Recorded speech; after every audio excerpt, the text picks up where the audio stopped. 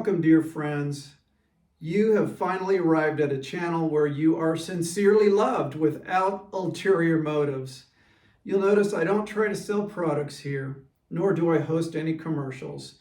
I provide teaching on deep spiritual truths because doing so provides great meaning to my life. The content found within this channel all relates to self-mastery, spirituality, and navigating serious life issues. So I truly appreciate you listening and growing from this inspired content. If you're diligent enough to watch through to the end, as a student of life would, then I'm sure this video will be a great source of spiritual motivation to you. If you are encouraged by the content, please be so kind as to subscribe to this channel and help others by sharing it. You may not know this, but if you hit the like button and if you watch through to the end, it sends a message to YouTube through their algorithm system, and eventually this video is circulated to others interested in this type of subject matter. With respect to those listening from Eastern or Asian cultures, and particularly if English is your second language, I'll do my best to speak clearly. You'll be hearing many college-level vocabulary words in this show, so I'll try to slow down my speech and place each subject in context so that it'll be easier for you to understand. I realize it is a very common practice on YouTube to only watch about 5 to 7 minutes of any given video, even if it seems interesting at first. I know this is due to the impatience of most people and an incessant desire to scroll, scan, and change focus to something new. With this presentation, however, I'll be teaching several hidden facts that few people know about that make Jesus the ultimate gangster, or G, even a mob boss. As of 2024, I've scanned what is available online and in print to discover if there are any similar teachings on this little-known subject, but I couldn't find one that revealed all of what I'm about to present today. So I truly hope you enjoy this hidden gem. The genesis for this video came from a resurgence of interest in Jesus lately. This is not only happening online, but in other movements, such as through Greg Laurie's movie, The Jesus Revolution. In fact, Jesus and his true teachings, they are not necessarily what is taught about in today's church. They're now cropping up as one of the most commonly sought after topics online today. Can you believe that?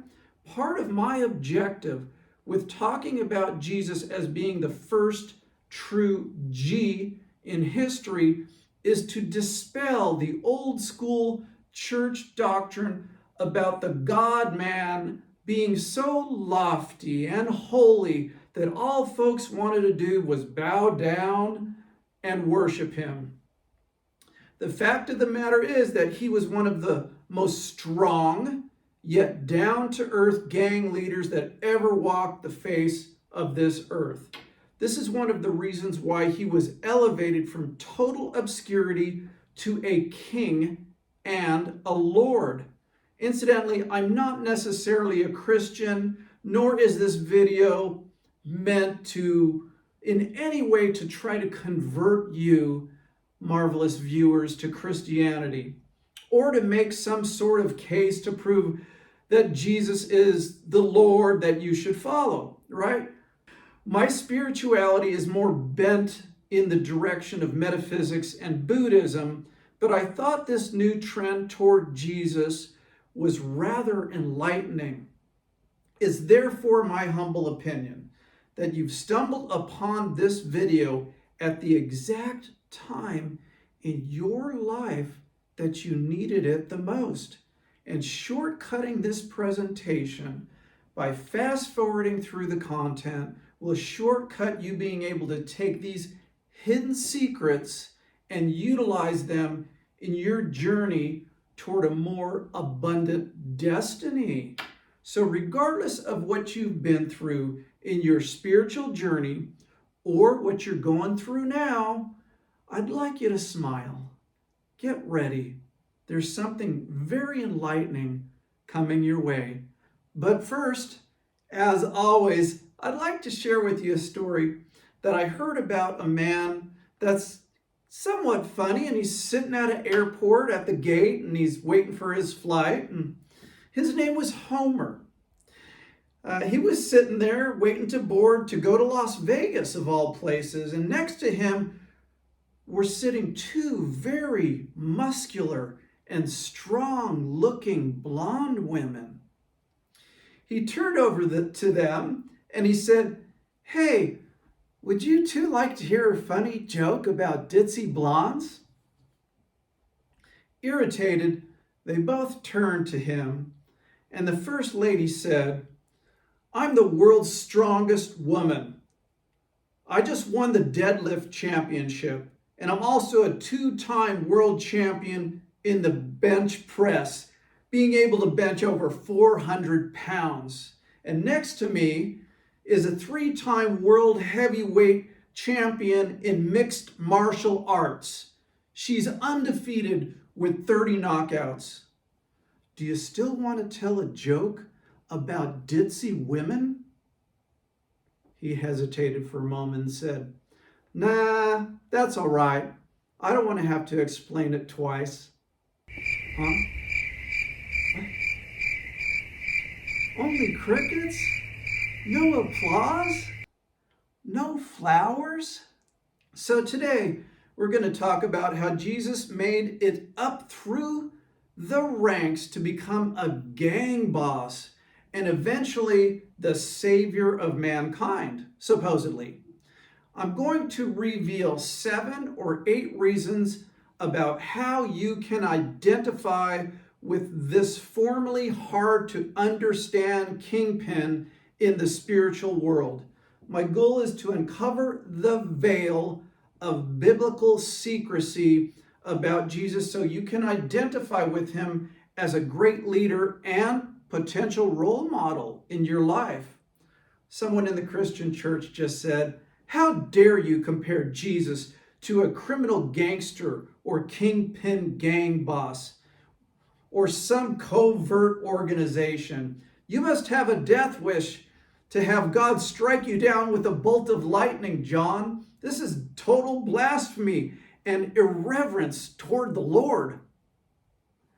Well, let me first reply to this fiery condemnation by my judgmental Christian friend by saying, I never identified Jesus as a leader of a criminal gang or a kingpin of an underworld organization involved in human or drug trafficking.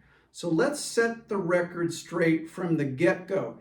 Yes, he was a gangster and the ultimate G, but he in no way was involved in sex, crimes, drugs, scams, or any other form of crime, unless, of course, you consider it a crime to go against what church authorities have ordered you to say or demand how you should live your life. Then, yes, he surely did break those laws. You could call him a criminal within the church, let's say, which makes him even more of a G. The focus here is that the modern day man or woman can learn from the swagger and charisma of Jesus, then even go higher in life. However, if you think that a G is a thug or a criminal, then think again and look to the origins of this first ethical gangster and how he conducted gang operations. So please allow me to explain. Having said that, the first thing I'd like to share with you is that he went from zero to hero, only more so than Hercules in the Disney movie, let's say. Please allow me to explain further that he started from nothing as a poor son of a carpenter, experienced poverty even as a young adult, but eventually rose to the level of king. Now, in this day and age, this is extremely rare when a man goes from nothing to the top. Many today even call him the king of the world or the Lord of the universe. Try finding another gang leader that's ever did that, legit or illegit. No one compares. I'll explain in a moment why he was a gang leader, but this is not how most of you view a common everyday G-man. The second reason is that Jesus was a man that understood both brotherhood and how important group loyalty was. For example, he built his own gang, which were called the apostles, and he treated them very well with dignity and respect. He knew that the most important asset in life is loyal people and fellow brothers in arms. Your fellow gangsters, your posse, your entourage, or however you'd like to put that. He also called each member to join him in a clean, open, and public manner instead of in a smoke-filled corner of a dirty bar or drug house. You see, one by one, he handpicked his gangsta lean based on their given set of skills, similar yet different to the movie Ocean's 11. For example, one day he was walking alongside the Sea of Galilee and he saw a couple guys named Simon and Andrew, and they were casting their nets into the sea because they were fishermen, and he said to them, "Follow me, and I will make you fishers of men." And immediately they left their nets and followed him. Maybe one of the reasons he handpicked these particular gangsters was because he knew they had fishing and good food gathering skills. And that's quite important for someone always camping outdoors, and I might add someone that was homeless. Another reason why Jesus was a major boss man was because he created a family of ethical gangsters that stuck to him no matter what. Many times I see documentaries about criminal gangs in the US that are members of a common culture, ethnicity-based gangs, we can call them. When interviewed, they might say that their father was drunk or left the mother, for example, and the mother is always working to try to make ends meet, so they were left alone a lot and eventually got involved in drugs or gangbanging. The gangs they joined took them in as family, similar to the way Jesus took these other misfits in as family. So they'll tell you that, these modern US gangsters, they'll tell you that that's the only family they really have, and they are loyal to it till the death. This scenario is actually similar to the mob that Jesus created. Such an amazing similarity. The church leaders of this day usually picked, I'm talking about the Jewish religious church leaders of Jesus' day, usually picked top intelligent students to join their classes. But Jesus, a different type of gang spiritual leader, was someone that selected the rejects of the community as well, such as tax collectors, the homeless, or low-income farmers and fishermen. The key difference between the ancient gangsters that followed Jesus and today's modern day gangs is that Jesus didn't go running around stealing, killing, pimping, and selling drugs. What's interesting is the Bible teaches Jesus demanded loyalty and allegiance to his cause and way of life, much the same as a criminal gangster boss would demand the same from his members. This was shocking to me when I first read about it because it's almost as if modern day gangsters took their manifestos from the Bible. Here's where it gets shocking. Jesus, like today's gangsters, said in no uncertain terms that being part of his group of loyal gangsters meant risking their death for the purpose of the gang, for the purpose of the cause. In Jesus' case, it was not to get rich or to get laid with a harem of women, but nonetheless, it's the same concept. He required deep loyalty to his cause. And I'll explain the cause in a moment. Obviously, I'm sure you know if you have any idea what Christianity is all about. Ultimately, what Jesus required of his followers was their willingness to give up everything for him.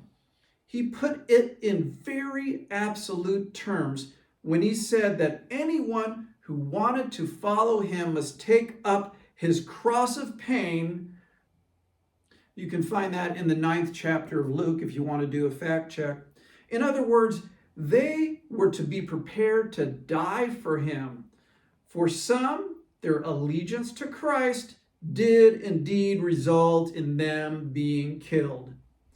The point is that what Jesus asked of his gang members wasn't more than what he was willing to do himself, because he demonstrated just that when he gave his own life on the cross as a sacrifice for mankind. So to reiterate, the ultimate G was a boss that had great respect and loyalty from his followers. In return, he asked them to give their lives to him, but he also did the same out of love for them. The Bible says greater love has no one or no man than this, to lay down one's life for one's friend, which, as we know, happened on the cross. Another reason why there's a growing consensus that Jesus was a major G was that his very presence commanded respect. He did not verbally demand respect, mind you, but rather it naturally flowed because of his great wisdom and love for everyone around him. If you know anything about the mafia and how their leaders grew to power, it all started by doing small favors for everyone. In essence, everyone became servants of those around them. This means to be a true gang leader and the ultimate G, you have to help others without expecting them to pay you back. You gotta do them some favors, as the Godfather might say. If done correctly, you eventually command respect from your inner circle. And this secret becomes disseminated to others on the outside. So let me repeat that. To be a true gangster, the ultimate G, you have to help others, do small favors for others without expecting anything in return, okay? That's first thing. Second is, if this is done correctly, you eventually command respect from your inner circle, and that secret flows outward. It becomes disseminated to others on the outside of your gang. One way Jesus did favors is going around healing the sick, and of course another way was to teach and help others to see the light. So, he also was he had a very strong and meaningful purpose. As I had just mentioned, his purpose was not to get rich, get laid, or get power, because he already was given enough power by God. And he already was rich in friendships from his close friends. Rather, he had a strong purpose in life and he never changed it, okay? Despite being part of a society and a community that spit on him and insulted his teachings every day, like a true boss, he never gave up and never gave in to the pressure of being bullied. This means he freely accepted the pain of rejection and even physical pain that he eventually endured on the way to a bloody crucifixion. What brought him to that gory end, however, was his firm convictions and purpose. Are you willing to go to a gory end, a bloody end, because of your convictions and purpose? That's a very deep psychological, psychoanalytical question you should ask yourself. By that, I mean he really pissed off the religious authorities of his day. Pardon my French. I think they were called the Sanhedrin, the Pharisees, and the Sadducees. So he rejected all the false teachers and religious idiots inside the Jewish church because his purpose was to serve the highest authority, the Almighty. So he had to endure great pain, which further makes him an ultimate gangster, G and boss. He knew that the pain made him stronger, and it was also the only way to reach the next level of his great destiny.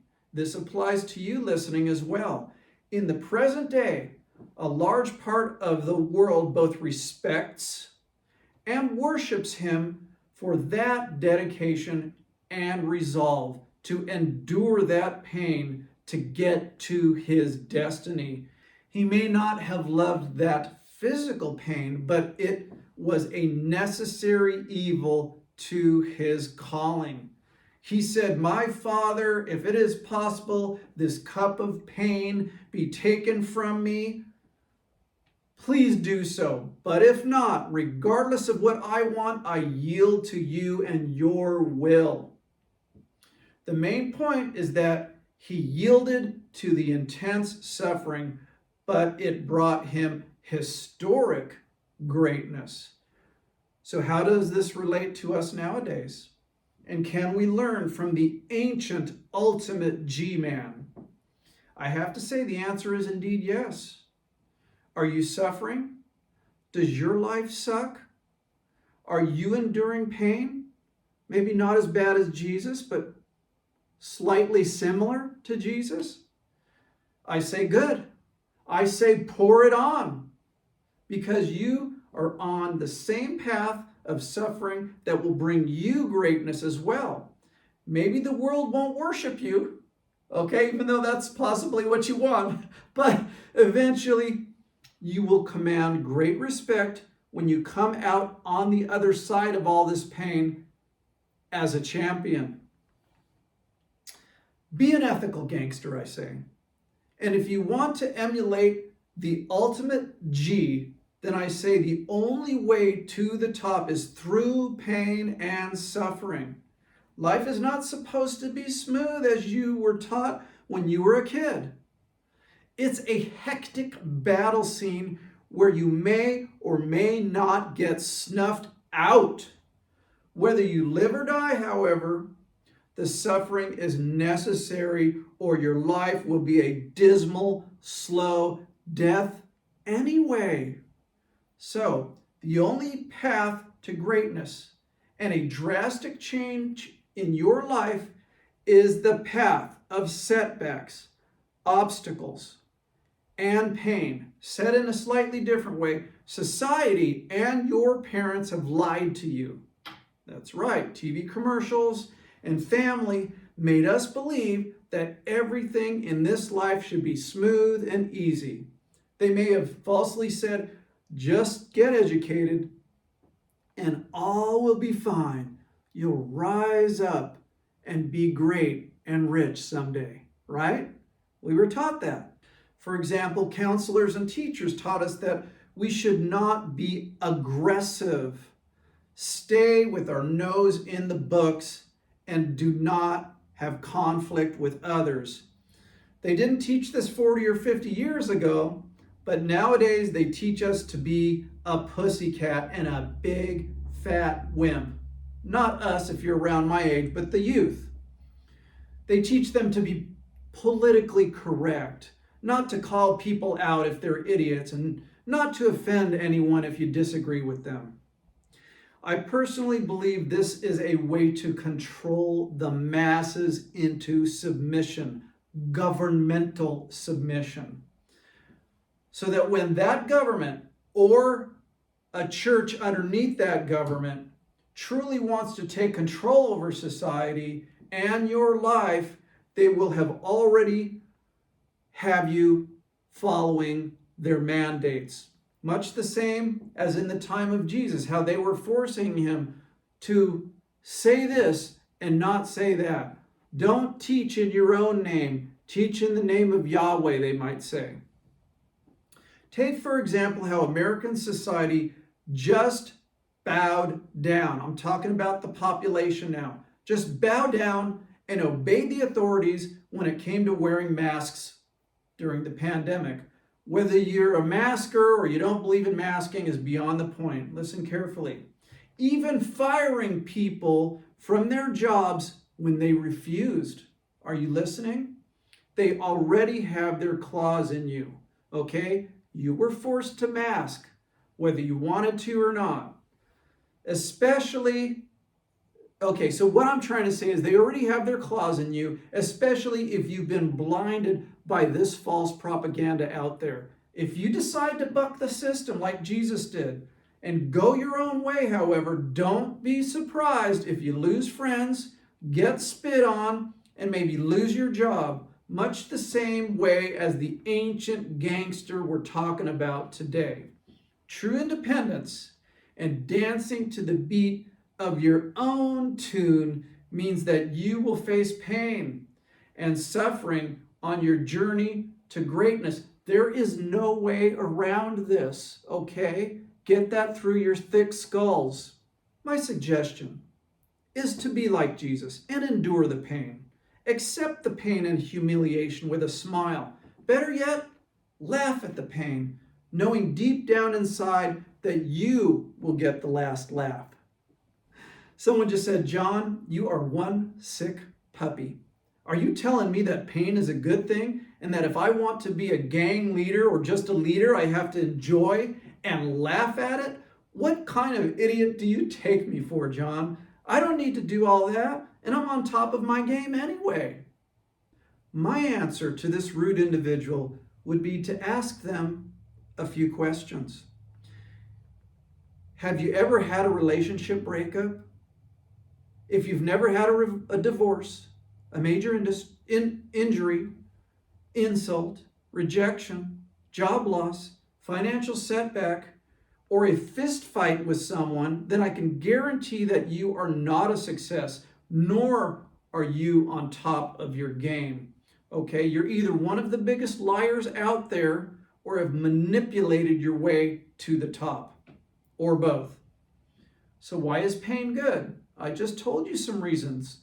It's the way we get to our God-given destiny. If you're not a Christian, not a God believer, it's the way we get to our universal appointed destiny, let's say. What the universe, the grand all wants for us in our life.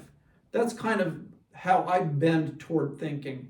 So not necessarily a biblical God, but I know in my life that I've experienced tremendous amounts of losses. Family losses, financial losses, health setbacks, and I know it's all part of the master plan of the universe to get me to my next level, to my destiny, let's say. This is because pain is the gatekeeper of that great journey that the universe has planned for you. The more the pain and suffering, the greater your eventual windfall and success. Pain is there to ask you a simple question. How bad do you want to win? Do you really want to achieve your goals, or are you just like that poser that I spoke about that said he went all the way to the top, but really he lied and manipulated his way to the top? The manipulators and the posers may get fast cash, okay? I'll grant you that. And a quick occasional win, possibly. But it's never a long-lasting victory that commands the type of respect that Jesus received. Plain and simple, your pain, your suffering, and like Jesus endured, your experience with getting spit on by the false authorities is your eventual stairway to heaven. Speaking of the false authorities, one reason why Christ was the king of all gangsters was how he dealt with religious authorities that hurled insults at him. Please allow me to explain. One time, he was even accused of being the son of a promiscuous woman, referring to the Virgin Mary. That's right. If you carefully look at John chapter 8, verse 41, they actually called him just that. But how did Jesus deal with these phonies, these insults? Obviously, we know he was not born from a woman that was sexually running around. But how did Jesus reply? He was a strong gangster and stood up to these morons by saying their father was Satan. You can find that in the next passage in verse 44.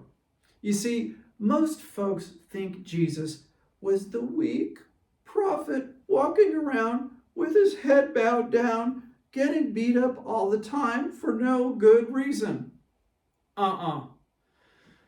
They will usually depict him in art scenes where he is daintily sitting down, teaching 5-year-old children. Although he may have taught the youth, as any good gang leader would, you have been lied to in the art and the history books, because Jesus was a man's man. He was a carpenter, and he probably had very strong arms, a strong chest, and a strong back. Yes, it's true. He endured suffering and pain, but not because of being weak. Rather, it was due to his strength and his God-given purpose.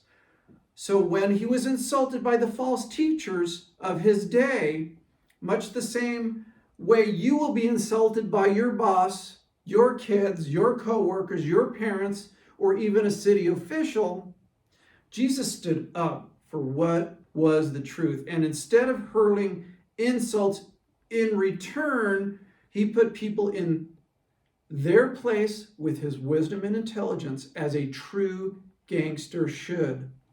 He called those leaders out because of their intense hypocrisy. After a few insults one day, he even called the false authorities a few very strong explicatives. For example, he referred to them as a group of sick snakes, teaching others to be children of hell. Said they were blind fools, clean on the outside and dirty on the inside. Even called them murderers. Now, does that sound like a meek and weak holy man with his head bowed down, afraid to face the liars and phony leaders out there? The answer would be no. You could do a fact check on this little known passage in the Bible if you look at the 7 warnings in Matthew 23, starting in verse 23. And again, I'm not a formal Christian, nor am I trying to get you to start reading the Bible. I'm just sharing truth here and giving you a reference, should you care to call me out on something you think is wrong. The point is that Jesus was a mobster of the highest order, a God man that stood up like a lion to those governmental and civic authorities of his day. They hated him for it and eventually killed him for it. So you have to ask yourself a question or two again if you want to be a great leader. What am I willing to say to the false authorities? And what am I willing to endure for my great purpose in life? That leads me to the final point and how both myself and a growing consensus of people out there are beginning to recognize Jesus as the ultimate G and the greatest of all mob bosses. He died with honor, and death was his friend. After dealing on many occasions with the false religious teachers of his day and the puppet government that was in place, which was Rome, he angered many. They told him to stop teaching. He kept teaching anyway. They told him there would be grave consequences if he continued, but he said no to the state and the Jews while continuing to break their laws repeatedly. Nowadays, he'd be a true rebel and a G for doing just that. But back then, he was actually considered a criminal. So eventually, they got so fed up with his insolence that they killed him for it. But the point is that he died a hero, and he died with dignity and honor. That's why he was what the Christians call the Messiah or Lord. Although many think the life of Jesus was tragic, others believe it was all part of a master plan of the universe to make him a king and a god. Jesus understood that the suffering and death, his suffering and death, was his indirect friend and mandatory in his quest to become the ultimate king and a leader of a faithful group of gangsters. I said a faithful group of gangsters, okay? Not the hypocrites that we see today, not the kind of followers and gang members that run away when pain and suffering starts, meaning they quit and, let's say, confess to the police, okay? Or maybe let's kind of push the gangster criminal organization aside and talk about groups of people we may know in our social circle, right? Those two are the type of people that very easily, when they get slapped around and some great adversity hits them, they run away from all that pain and suffering, meaning they quit their dreams because of the pain, and they run to drugs, the bottle, or a life of maybe sexing around to numb the pain. So remember, both death, but even more so the pain and suffering in the present day, they are your teachers and your friends. We're talking about death and suffering here, okay? It's a mandatory element to ride the wave upward, not downward, okay? To success and destiny is what I'm trying to say. It will make you powerful beyond all you've hoped for. This pain, this suffering. Let me repeat that. It will make you powerful beyond all you've hoped for, especially if you've lived your life in honor of God and have adopted all these reasons why Jesus was the ultimate G. And may I add, if you're a Buddhist or a Hindu, living your life in honor to Buddha is fine, or Shiva or Shakti is fine. That's what I'm talking about. To a higher power, a clean, authoritative power that has taught us great values in life. Even Confucius, for example. Okay, so all of this is a true story. It's not made up. It's not fabricated, as many false teachers claim. The story of Jesus is real. These hidden secrets that I've revealed to you today, however, is not what's commonly taught out there. And that's why a lot of people have pushed Jesus aside And I'm saying that might not necessarily be the best idea moving forward. Okay? And of course, we know that all of these false teachers out there that want to tell us Jesus wasn't real and the Bible's fake and all of that, remember the 7 warnings I had just mentioned that he had given upon those Pharisees or Sadducees. Remember those 7 warnings, okay? And again, I'm not telling you to be a Christian, but man, does this sound good to me. You know, I might even convert from Buddhism. Anyway, if you can keep this on the forefront of your mind, then you'll be able to break free from past faulty thinking and beliefs regarding what a true gangster is and should be. At that point, you'll be well on your way to a life of authentic abundance compared to outcomes you personally manipulated into existence. The right people and opportunities will begin seeking you out to help you with your ethical goals. You will see good breaks, new levels of favor, and the divine universe will begin moving and breathing in your direction, shifting the winds in your favor and changing the elements of your circumstances to serve you and the greater good of mankind.